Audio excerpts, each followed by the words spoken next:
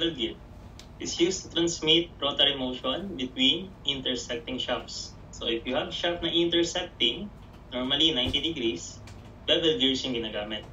Okay, the pitch surface of the bevel gear is a cone. So ang computation natin dyan, analysis may cone dyan. The bevel gears are most often mounted on shafts that are 90 degrees apart but can be designed to work at other angles as well. So normally, 90 degrees apart, okay, yung intersection niya. Kung hindi man 90 degrees, okay lang din. Okay. Now, maraming parts ang bevel gear. Katulad siya nung spar gear, may mga parts. So you have clearance, outer diameter, backbone, cone distance, etc. So hindi naman natin kailangan i-memorize yung lahat ng parts kasi normally, ang tinatanong lang dito is the pinion angle tsaka gear angle plus yung mga forces. So pwede nyo itong i-screenshot or picturean, okay, kopyahin, lagay sa papel, pero doon tayo sa main formula talaga. Okay, so huwag masyadong ma-stress dito. Okay, relax lang. Okay, so magsimula tayo sa cone pitch angle. Okay, if 90 degree or if they are less than 90 degrees yung pinaka-intersection natin. Ito yung main formula or general formula. So para makuha yung pinion pitch angle, that is tangent inverse ng sine, given yung theta, yung intersection nila, yung angle, over speed ratio plus cosine, yung given na angle. Okay, so para makuha natin yung pinion angle dito. Okay, kapag gear naman, that is sine theta, ang ilalagay dito, 1 over speed ratio plus cosine theta. Again, yung speed ratio, pag okay, dapat ito greater than 1. Okay, ang nilalagay dito. So, ibig sabihin, diameter ng gear over diameter ng pinion, teeth ng gear over teeth ng pinion. So, yung speed ratio na given dito, it should be greater than 1. Now, kung kakabisaduhin nyo yung formula na yan, okay na ito. Okay? Sa lahat na to magagamit. Pero pag nagkataon yung ating intersection is 90 degrees, ay yung theta na to, 90, mas iiksi yung pinaka-solution. Kasi ang mangyayari dito, sine 90. Ang sine 90, that is 1. So magiging 1 ito. Ang cosine 90, magiging 0.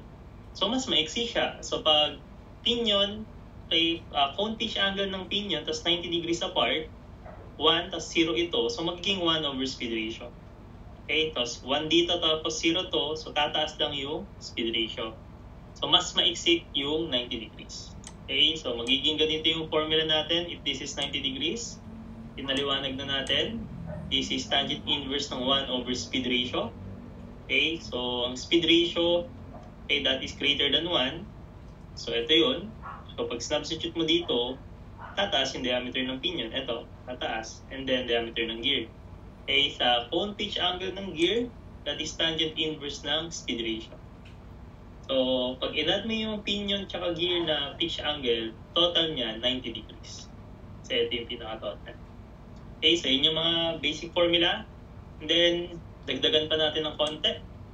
How about length of the cone? So, para makuha natin yung length ng cone, okay, ang tandaan mo lang, that should be the hypotenuse. So, square root ng radius ng pinion squared plus radius ng gear squared. So, ito yung length ng cone. Another possible question is yung face width. Okay, tatanungin tayo ng face width, yung width na to. So, para makuha natin yung width na yan, you have two possible scenario. You have for straight or spiral bevel, and then for zero bevel. Okay, so please memorize kasi yung formula natin is design formula. So, kakabisaduhin na lang. That is approximately 0.3 ng length of the cone or 10 over PD. Okay, kapag zero bevel naman, 0.25 ng length of the cone or 10 over PD. Parehas niyong i-calculate yan, and then ang piliin nating face ng width yung mas maliit. So, solve parehas, okay, and then choose whichever is smaller. So, yun yung mga formula. Now, for the last part, doon naman tayo sa mga forces. Okay, so ito yung force analysis ng bevel gear. So, medyo complicated kung 3D natin titignan. So, ang gawin natin, tandaan na lang natin yung mga triangle. Okay, unang nasosolve parate, okay, paulit-ulit nating inelaborate, is the tangential force. Okay, yung tangential force nakukuha sa power. Tn over factor. So nilagay ko dito ang factor SI, 9549000. Pag English naman, pwede ito palitan, gawin yung 63025. So, ulit-ulit. Power is Tn over factor.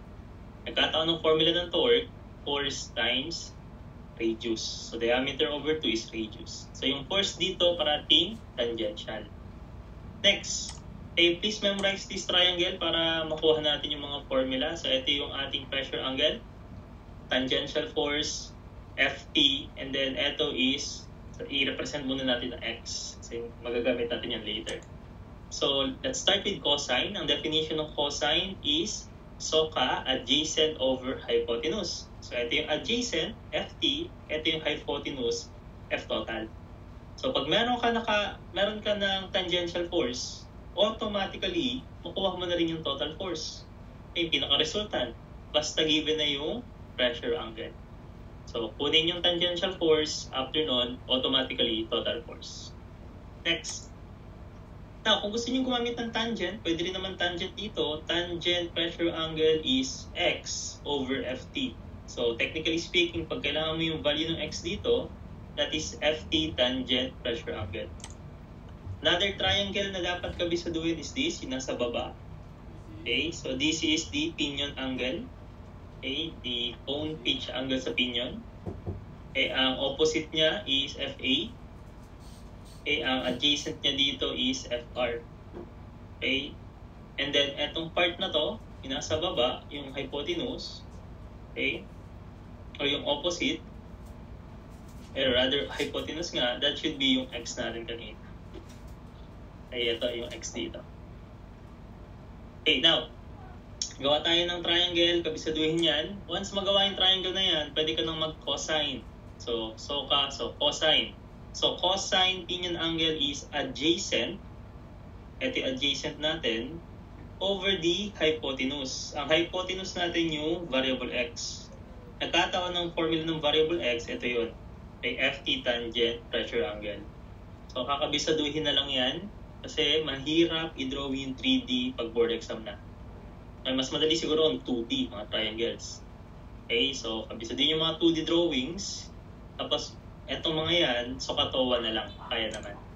Okay, so tangent pinion angle is equivalent sa opposite, Fa over adjacent, Fr.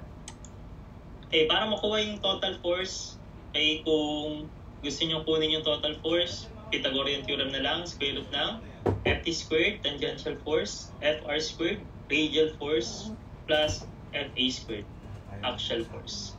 So, these are the formula para sa bevel. A challenging part. Asan ka ba?